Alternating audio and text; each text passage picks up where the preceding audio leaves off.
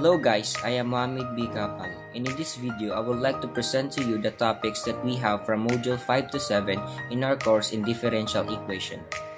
The content of this video includes solving linear independence and Wronskian, second order and higher order differential equation techniques, and lastly, the application of second order differential equation. The first topic that we are going to discuss is the linear independence and Wronskian. Basically, Wronskian is used to determine if a function is linearly independent or not. If the value of Wronskian is equal to 0, it means that it is linearly dependent. And if it is not equal to 0, it is linearly independent. Now let's proceed to the example. Module 5, Linear Independence and Wronskian. The first problem is determine if e to the t, e to the 2t, and e to the 3t is linearly independent using Wronskian. Wronskian is y sub 1, y sub 2, and y sub 3 in the first row. And in the second row is just the first derivative of the first row. In the third row is just the second derivative of the first row. So y sub 1 is equals to e to the t, y sub 2 is equals to e to the 2t, and y sub 3 is equals to e to the 3t. Wronskian of y sub 1, y sub 2, and y sub 3 is equals to y sub 1 e to the t, y sub 2 e to the 2t, y sub 3 e to the 3t. Then we need to get the first and the second derivative of the first row.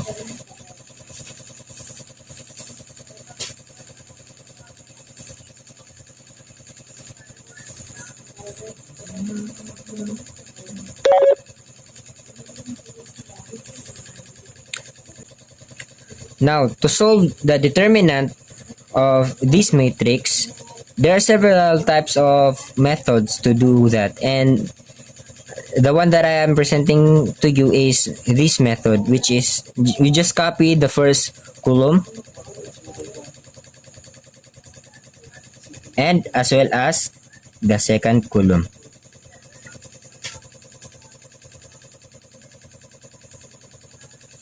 Which is this. And then we are just going to multiply it diagonally. E to the t multiplied by this and this.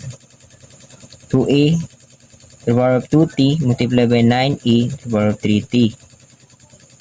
Plus e to the 2t multiplied diagonally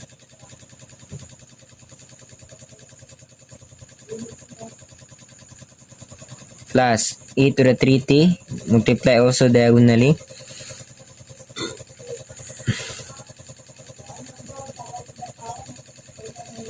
and minus in the opposite side, which is e to the 2t multiply by its diagonal, which is to the t multiplied by 9e to the 3t plus e to the t multiplied by 3e 3t multiplied by 4e 2t plus the last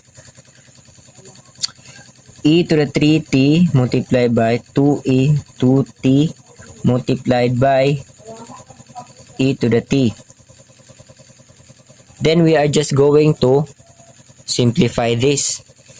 So 2 times 9, 18. They have the similar bases, and we're just going to add their exponents.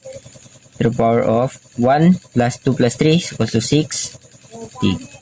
Plus 1 times 1 times 1 times 3 times 1, 3. They have the same basis also. So we're just going to add their exponents. Plus 1 times 1 times 4 equals to 4. And they have the same base, which is the e. 3 plus 1 plus 2 is equals to 6t. So in this case, we are going to multiply the negative sign to all of this. So we have 9e to the power of 6t minus 12e to the power of 6t, because 3 times 4 is equals 12, and minus 2 times e to the power of 60. So when we add this, because they are all positive and all this negative, we will just combine it. So 18 plus 3 plus 4 is equals to 25. And copy this one. Minus 9, 12, negative 9 minus 12 minus 2 is equals to 23, and copy this e to the 60. Then we are going to simplify it further.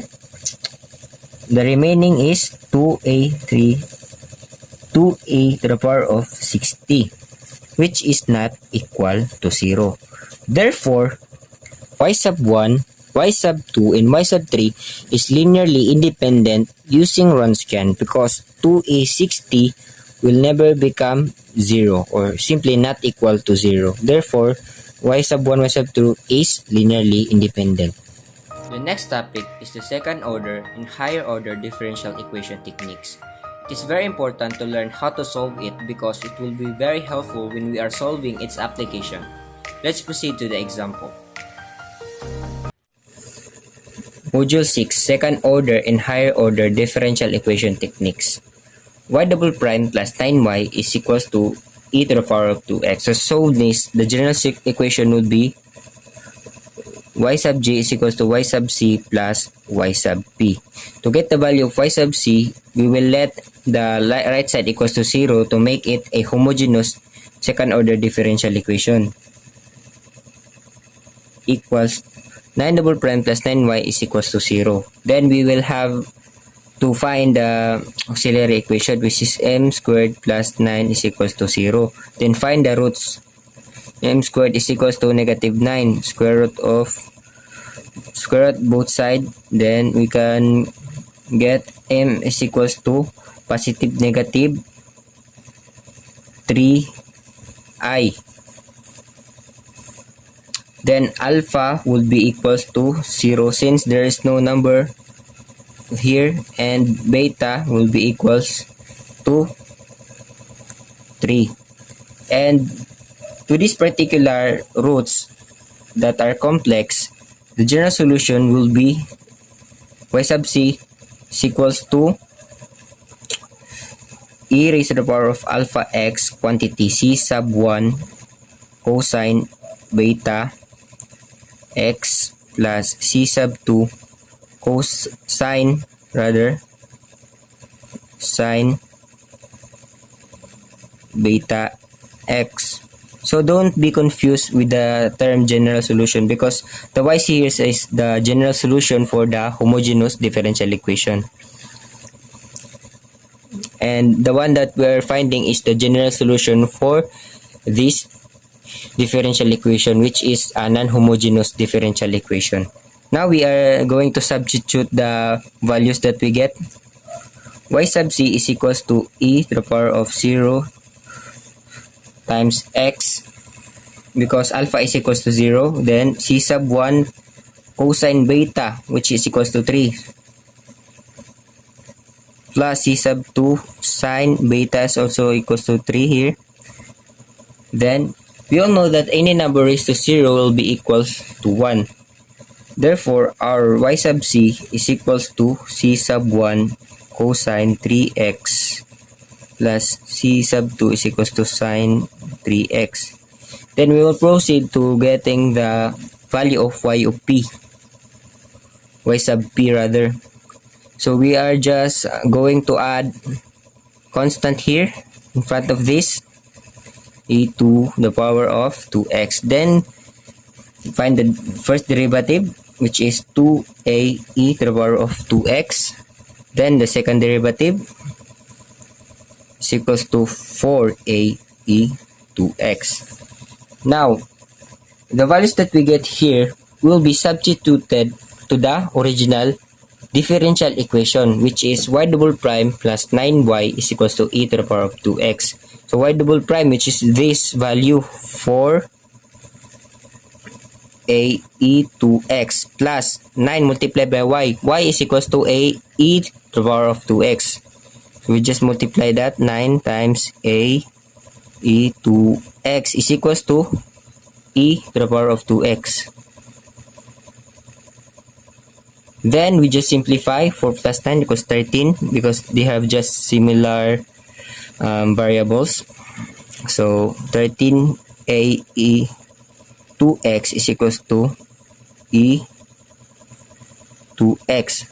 Then to find the value of a, we just have to divide 13 e 2x so that it will be cancelled. We will just divide 13 e to the power of 2x both sides. Now we have left with a is equals to 1 over 13. So y of p is equal to 1 over 13 a e to the power of 2x. After getting the y sub c and y sub p, we can now get the general solution. Y sub g is equals to y sub c plus y sub p. Y sub g is equals to y sub c, which is c sub 1 cosine 3x plus c sub 2 sine 3x. And then add the y sub p, which is 1 over 13 e raised to the power of 2x. Since we don't have initial condition given, we can clearly say that this is our final answer for this problem. The last topic is the application of second order differential equation. In this topic, we are going to use what we have learned in the past topic that we have discussed. Second order linear differential equation have a variety of application. Some of it is vibration of springs and electric circuit. Now let's proceed to the example. Module 7, Application of Second Order Differential Equation. A circuit contains 1 Henry inductor, 2000 ohm resistor, and a 1 microfarad capacitor. Initially, there is no charge in the circuit, and the initial current is 1 ampere. Find the charge in the circuit as a function of time. So the given RL or the inductor is equals to 1 Henry, resistor is equals to 2000 ohms, capacitor is 0.000001 farad because 1 microfarad is the equivalent of this. Now we will start by solving this by the second order differential equation. Q double dot plus R over L Q dot plus 1 over L times C Q is equals to 0. So Q double dot R is equals to 2000 over 1 times Q dot plus 1 over 1 multiplied by the capacitor 0001 Q is equals to 0. Then we will need to simplify this. So Q dot double dot plus 2000 Q dot plus 1 million Q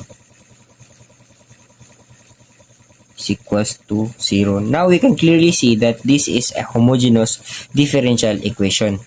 So we will find the auxiliary equation, which is m squared plus 2000 m plus 1 million equals 0. So we will need to factor this to find the value of m, so or the root of this.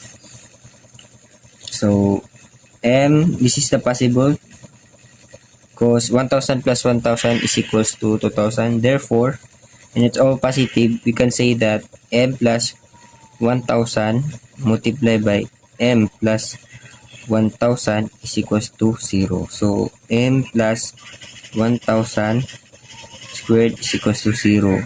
M is equals to negative 1000.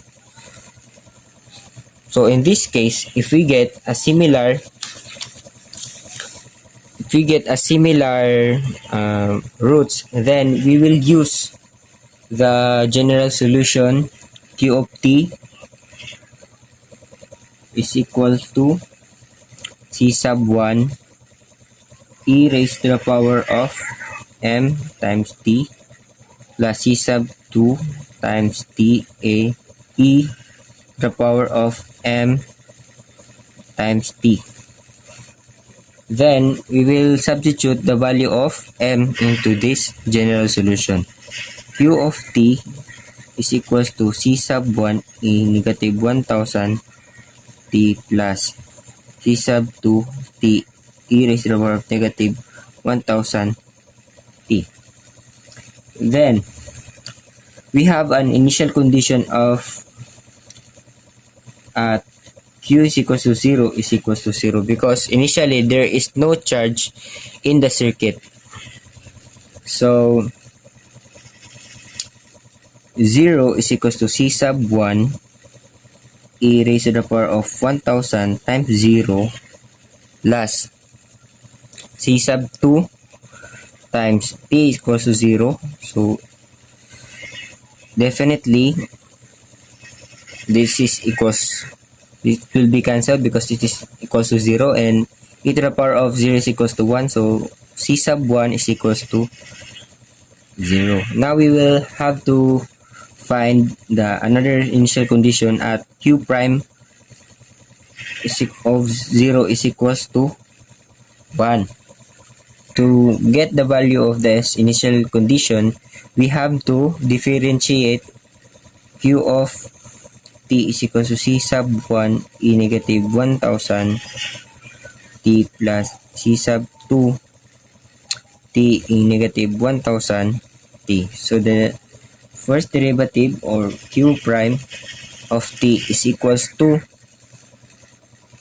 negative 1000 c sub 1 e negative 1000 t plus negative 1000 c sub 2 t a negative to the power of negative 1000 t plus the derivative of this is equals to 1, so c sub 2 a negative 1000 t. We use there the product rule UDB plus VDU. Then we need to simplify.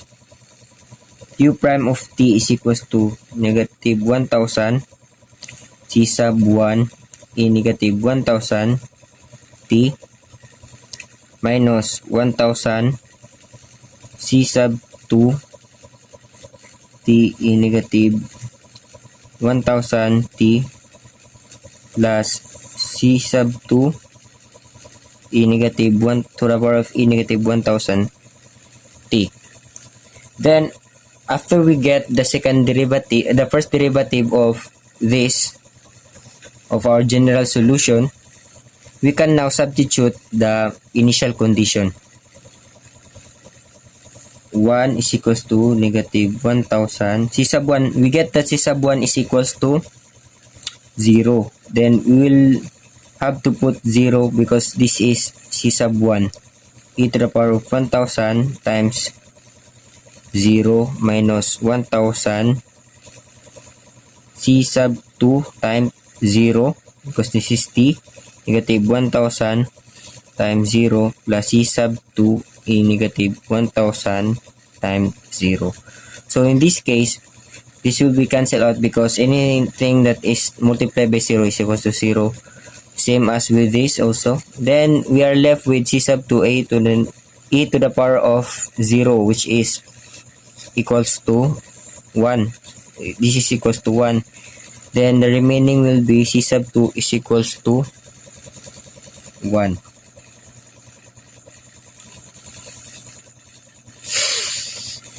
Now we find that c sub 1 is equals to 0 and c sub 2 is equals to 1.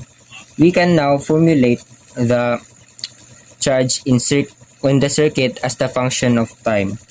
Q of t is equal to c C sub 1 e negative 1000 t plus C sub 2 t e negative 1000 t. So we substitute C sub 1 and C sub 2 there. C sub 1 is equal to 0. Definitely it will become 0. C sub 2 is equals to 1. C sub 2 is equals to 1 times t e negative 1000 t. So we are left with q of t is equals to t e negative 1000 t. So this is the charge in the circuit as a function of time. For watching, and I hope you learned something about the topics that I have discussed in this presentation.